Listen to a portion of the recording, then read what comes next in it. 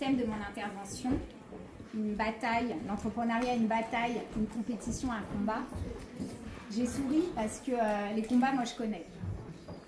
Quand j'ai créé ma première entreprise il y a à peu près 15 ans, j'imaginais pas que les combats du business ressemblaient autant à ceux du ring, en tout cas ceux que j'ai pu mener en tant que boxeuse sur un ring. En 2014, j'ai participé à un championnat du monde en Corée. J'étais prête, entraînée, affûtée, mais malheureusement la compétition ne se passe pas comme je l'imaginais puisque je perds au premier tour. Et je me retrouve coincée là-bas 15 jours à devoir regarder les autres boxer. C'était une grosse compétition, il y avait à peu près 1300 combats. Et à force d'observer, je me rends compte d'un détail assez fascinant, c'est qu'à chaque fois que le combat se termine à égalité, c'est systématiquement la boxeuse qui est entrée sur le ring avec une posture vraiment de championne, de patronne, qui est déclarée vainqueur.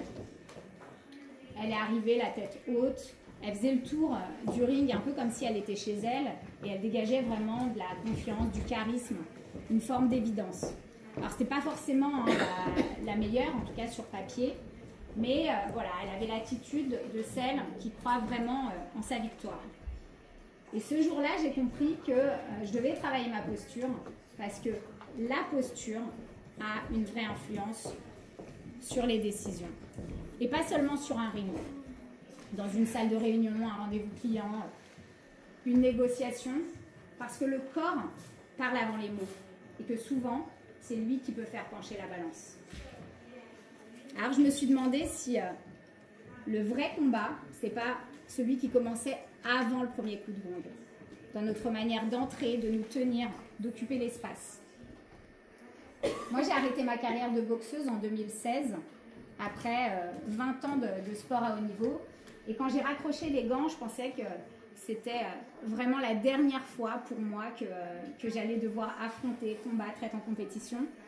En réalité, les gants ont juste changé de forme parce que tous ceux qui sont entrepreneurs savent que l'entrepreneuriat, c'est une compétition, c'est un combat. Un combat contre soi, contre ses peurs, contre ses limites, contre la fatigue aussi. Mais c'est aussi un combat pour créer, pour investir, pour recruter, pour impacter, pour faire bouger les lignes. Aujourd'hui, j'ai plusieurs rings, des rings différents. Le premier, c'est celui des conférences et du consulting en entreprise, où j'accompagne notamment des femmes dirigeantes à mieux se connaître et à performer autrement. Mon deuxième ring, c'est les salles de boxe. J'ai ouvert des salles de boxe et mon objectif, c'est vraiment dans ces salles d'utiliser le sport comme un levier d'épanouissement personnel. Et mon troisième ring, un peu plus récent, c'est mon activité d'hôtelière en Bourgogne où j'ai un domaine que je transforme pour accueillir des séminaires, des retraites, des événements porteurs de sens. Alors c'est trois rings très différents, mais c'est le même état d'esprit. Il y a toujours celui du combat, de la transmission, du dépassement. Et à chaque étape de ces projets, j'ai vraiment retrouvé les mêmes sensations qu'avant un combat. La tension, l'adrénaline, la peur parfois, la solitude, souvent, mais aussi la satisfaction de gagner chaque round, l'un après l'autre. J'ai appris aussi que dans le business, le mental, c'est notre première arme, parce qu'il n'y a aucune garantie. Quand tout bouge, un peu comme en ce moment, il faut tenir la distance. Quand le doute commence à s'installer, il faut garder la tête haute, et c'est exactement la même posture que sur un ring. Ancrée, présente, déterminée. Le mental sur un ring, c'est ce qui nous permet de continuer à boxer même quand le round paraît perdu, même quand on n'y croit plus. C'est la tête qui prend le relais. La boxe m'a aussi appris que le talent ne suffit pas. Et ce qui fait la différence, c'est vraiment la régularité, la sueur, le travail invisible. Et dans le business, c'est pareil, hein, le succès ne se fait pas par coup d'éclat, mais avec des heures de persévérance, des nuits où on doute, on se casse la tête, des matins où on se lève en se disant qu'il va falloir recommencer encore et encore. L'endurance, c'est cette capacité à tenir la distance quand plus personne ne nous applaudit, quand plus personne ne nous regarde. Et puis il y a l'agilité. Sur un ring, quand on reste figé, on accuse les coups, ça fait mal, on risque le chaos.